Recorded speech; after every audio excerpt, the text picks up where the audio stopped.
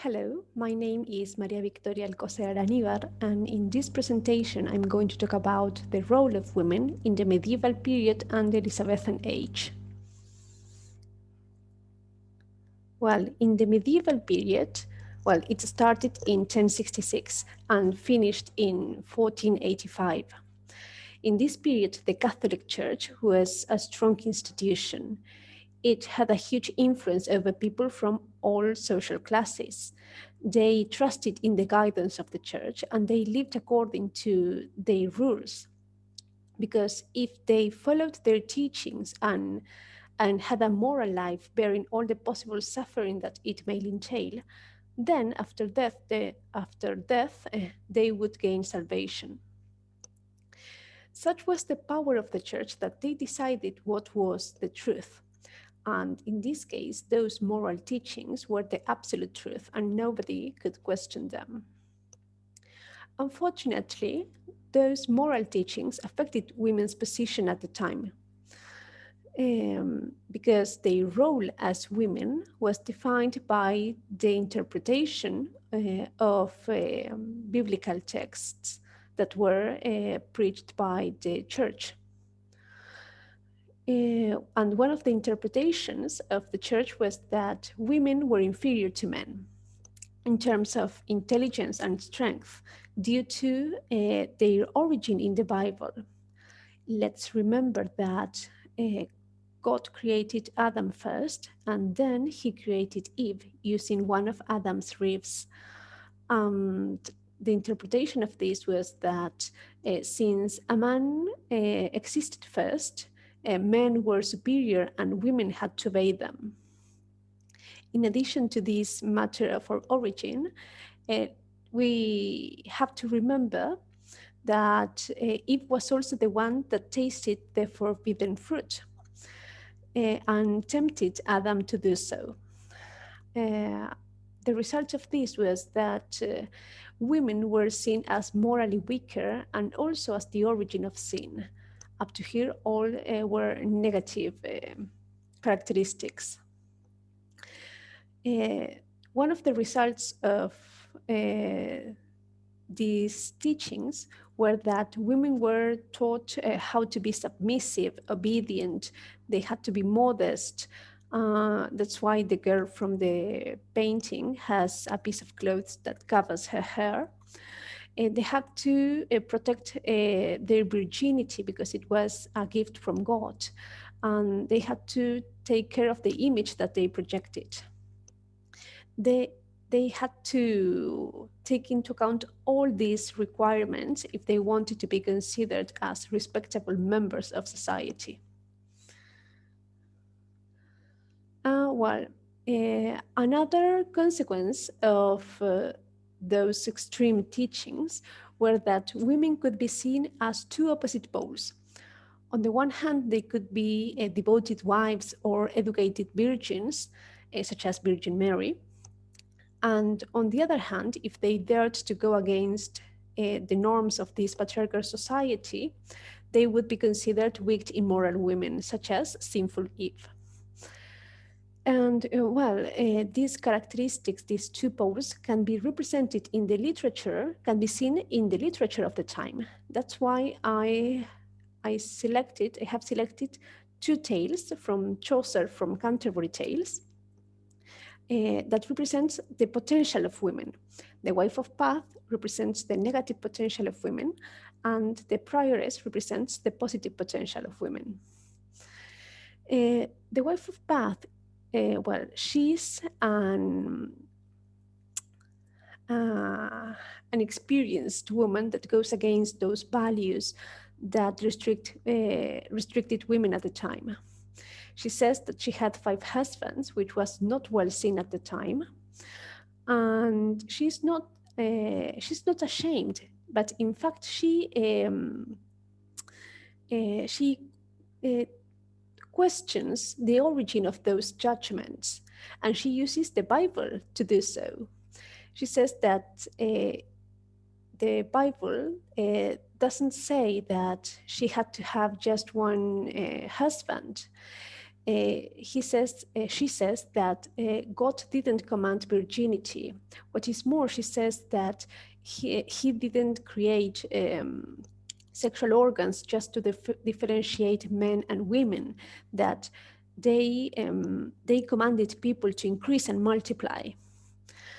She says that she enjoys her sexuality, and what is more also, she says that she uses it to gain control over her husbands.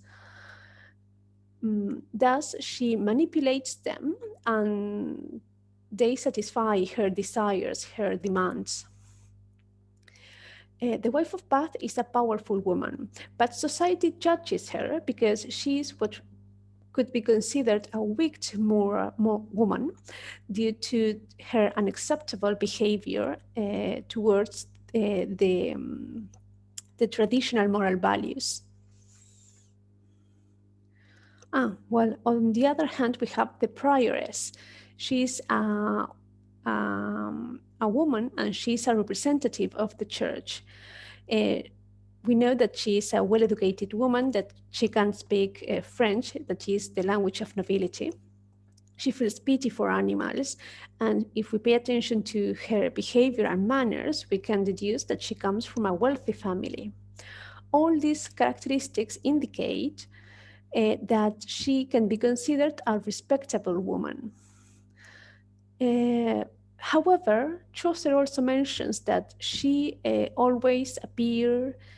appears worthy of reverence due to her clothes and the jewelry that she carries. And this is not very modest if we consider that a prioress should not be attached to that kind of materialistic possessions. In addition to her appearance, Chaucer also mentions that she always tries to seem courtly. She cries when she sees a trapped mouse. But then she has no problem when she feeds her dogs with meat, food that could be given to poor people.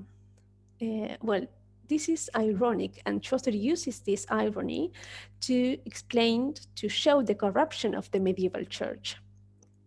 Behind those moral teachings, there were also unscrupulous clerics that used their power and position to threaten nobles, for example, or to sell indulgences so they could afford their lifestyle. Well, the corruption of the medieval church led to the Reformation of Henry VIII, but another of the reasons that led to the Reformation was that the church couldn't act against the plagues such as the Black Death or the famine. So people started questioning if it was correct to bear all those sufferings just because they would be better after death. Well, the Elizabethan age, it started in 1485 and finished in 1625. One of the characteristics is, well, as I mentioned, the Reformation. The King Henry VIII founded the Church of England, which was separated from the Catholic Roman Church. One of the main reasons was that he wanted to get divorced from Catherine, which was not allowed by the Catholic Church. As another characteristic, we can mention that English national power was established after the Spanish Armada sent by King Philip was defeated. The Elizabethan age was also a period of global exploration. Shipping routes to the Americas, India, and the Far East were discovered. And this also led to the development of international trade, colonialism, and slavery. Colonialism allowed people to expand the empire and gain riches, goods, and power at the same time. Another characteristic is the influence of humanism. Humanism is a cultural movement that started in Florence, Italy, and it influenced people's thoughts because his way of thinking, their way of thinking, because it stated that man was the center of his own universe, and that, well, moreover, it encouraged the study of the humanities. It fostered self-expression and the practice of individual freedom. And it encouraged Europeans to question the role of the church. This led to the creation of Protestantism, and then to the creation of the Church of England. Then we have the influence of the Renaissance. The Renaissance also started in Florence, Italy, and it was characterized by the rebirth of Roman and Greek culture and values. That knowledge was used to develop a new philosophical vision of how society should be conducted. They used art to illustrate those values, such as kindness and compassion. And since they wanted to catch people's attention, they used the beauty and sexiness that was once demonized by the medieval church. Then we have the chain of being. The chain of being was a social order created by God. In this order, at the top were beings made of pure spirit, and at the bottom were things made entirely of matter. Human beings were in the middle, and the king was above all the other human beings. This order affected family also. In the family, the father was at the top, and nobody could go against his wishes. Since this was an order established by God, it was considered that if you ignored this order, you would be punished.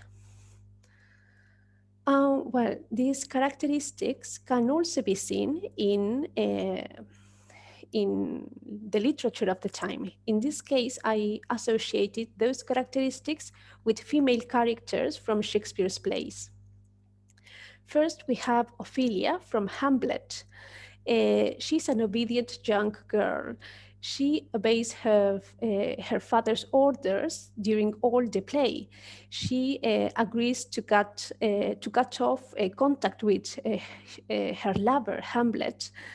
She sends back his letters and avoids him. Then she participates she agrees to participate in her father's plans, because her father and the king wanted to know if the reason of Hamlet's madness was his love for Ophelia. Then we have Miranda from The Tempest. In this case, she's also an obedient young girl, but in this case, I wanted to emphasize Prospero's point of view of her. Prospero thinks that Miranda's value resides in her virginity and her beauty. He uses those characteristics, he takes advantage of those characteristics and uses her to create his plan. And well, at the end, he's the one that finally decides that she can marry Ferdinand. Then we have Hermia from Midsummer Night's Dream. In this case, her father says that since she is part of his property, he's the one that is going to decide her future husband. He doesn't take into account her feelings.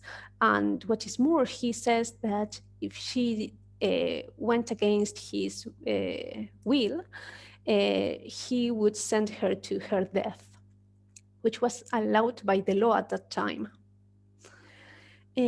Well, then, last but not least is Lady Macbeth. Lady Macbeth from Macbeth. This is a personal opinion, but I think that she represents some of the characteristics that I mentioned when I talked about humanism. Uh, I mentioned that humanism says that man was the center of his own universe, and that it encouraged people to question religion. And I think that Lady Macbeth is the extreme representation of this. She represents human ambition. She persuades her husband to kill the king, and she doesn't think about uh, her soul after death. She doesn't think about the great chain of being or loyalty. She cares about the present, her social status, her economical position. And well, at the end, she has a tragic end because she goes against the chain of being. She goes against the king. And well, that's all. Thanks for watching. Bye.